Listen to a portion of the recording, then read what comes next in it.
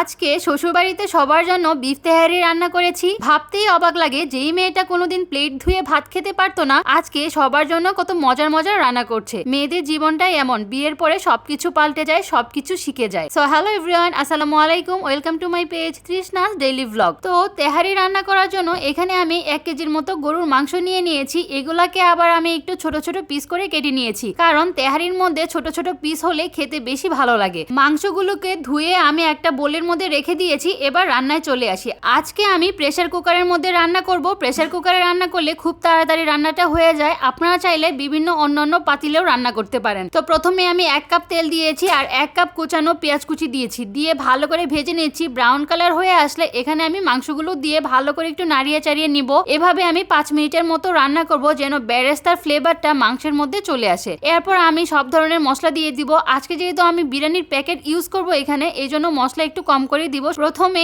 1 table চামচের মতো রসুন বাটা দিয়েছি, 1/2 টেবিল চামচের মতো আদা বাটা দিয়েছি। গরম মশলার মধ্যে 2টা এলাচ, 2টা দারচিনি একটু কম করে দিচ্ছি, কারণ প্যাকেটের মধ্যে অলরেডি অনেক ধরনের মশলা থাকে। এরপরে গুঁড়ো মশলা দিচ্ছি, মরিচ গুঁড়ো, ধনিয়া গুঁড়ো, জিরা গুঁড়ো, এই সব গুঁড়ো মশলা দিয়েছি। শুধুমাত্র হলুদ গুঁড়োটা দেই নাই। 4-5টা কাঁচামরিচ দিয়েছি, পরিমাণ মতো লবণ দিয়েছি, আর কিছু কিশমিশ দিয়েছি। 1 প্যাকেট বিরিয়ানির মশলাটা দিয়েছি, আর পরিমাণ মতো লবণ দিচ্ছি। বাসায় দই ছিল না, এই জন্য 1 কাপের মতো আমি দুধ দিয়েছি। দুধটা দিলে খেতে অনেক বেশি মজা হয়, এন্ড মাংসগুলো অনেক বেশি সফট হয়ে থাকে। তারপর ভালো করে একটু নাড়িয়ে চাড়িয়ে এই প্রেসার কুকারের মধ্যে একটু আমি কষিয়ে নিব। কষানোটা হয়ে গেলে তারপর আমি ঢাকনা দিয়ে ঢেকে এখানে আমি 2-3টা সিটি পর্যন্ত রান্না করব। 2-3টা সিটি দিয়ে রান্না করলে খুব তাড়াতাড়ি হয়ে যায়, আর প্রেসার কুকারে রান্না করলে এমনিতেও খুব তাড়াতাড়ি সেদ্ধ হয়ে যায়। আপনি যখন সবার জন্য অনেক খুশি মনে রান্না করবেন, আর সেই রান্নাটা যদি সবাই অনেক বেশি প্রশংসা করে, তখন রান্নার আগ্রহটা দ্বিগুণ বেড়ে যায়। সবাই তো অনেক বেশি পছন্দ করেছিল, সবার নাকি অনেক ভালো লেগেছিল। তারপর ওই প্রেসার কুকারের মাংসটা আমি একটা কড়াইয়ের মধ্যে নিয়ে নিয়েছি।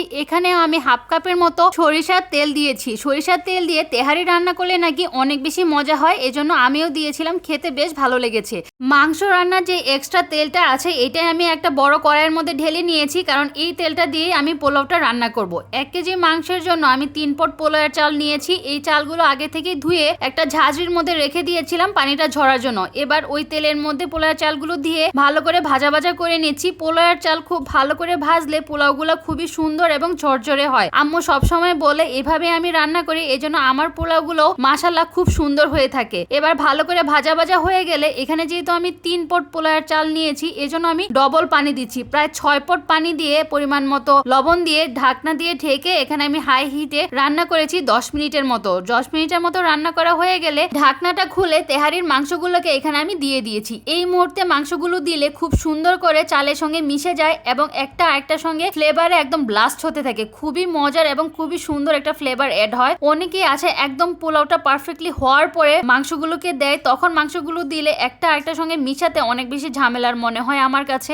এই জন্য আমি এই টাইমেই দিয়ে দিই। এবার সবগুলো একসঙ্গে ভালো করে মিক্সড করে আমি 20 মিনিটের জন্য দমে রেখে দিব। 20 মিনিট পরে একদম পারফেক্টলি সুন্দর পোলাও একদম রেডি হয়ে যাবে। এদিকে আমার শাশুড়ি কাবাব তৈরি করেছে, এগুলাকে আবার আমি সুন্দর করে ভেজে নিচ্ছি। এই কাবাবগুলো অনেক বেশি মজা হয়েছিল। আমি এদিকে পোলাও রান্না করছি। আমার শাশুড়ি বলছে, তুমি যেহেতু পোলাওটা রান্না করছো, তাহলে আমি একটু কাবাব তৈরি করি, তাহলে খেতে অনেক বেশি মজা হবে। তো আমার শাশুড়ি এদিক দিয়ে কাবাবটা তৈরি করে দিয়েছে, সবকিছু দিয়ে একদম রেডি করে দিয়েছে। আমি জাস্ট ভেজে নিচ্ছি। খুব সুন্দর করে ভাজা হয়ে গিয়েছে। এবার একটা প্লেটের মধ্যে তুলে নিয়েছি। এই কাবাবটা অনেক অনেক বেশি মজা হয়েছিল। 20 মিনিট পরে ঢাকনাটা খুলে দেখি আমার তেহারিটা একদম পারফেক্টলি রেডি হয়ে গিয়েছে, খুব সুন্দর হয়ে গিয়েছে। পোলাওগুলো একদম ঝরঝরে হয়ে গিয়েছে। তখন আমি একটু নাড়িয়ে চাড়িয়ে কিছু কাঁচামরিচ দিয়ে দিয়েছি। শেষে দিয়ে কিছু কাঁচামরিচ দিলে কাঁচামরিচের ফ্লেভারটা অনেক বেশি ভালো লাগে। এবার একটু ঘি দিয়ে দিচ্ছি। ঘিটা আমাদের বাসার একদম খাঁটি এবং নিজেদের তৈরি করা ছিল। এই ঘিটা দিলে অনেক বেশি মজা হয়। এবং কিছু বেরেস্তা দিয়ে দিচ্ছি, দিয়ে আরো 5 মিনিটের মতো দমে রেখে দিয়েছিলাম। 5 মিনিট পরে ঢাকনাটা খুলে দেখি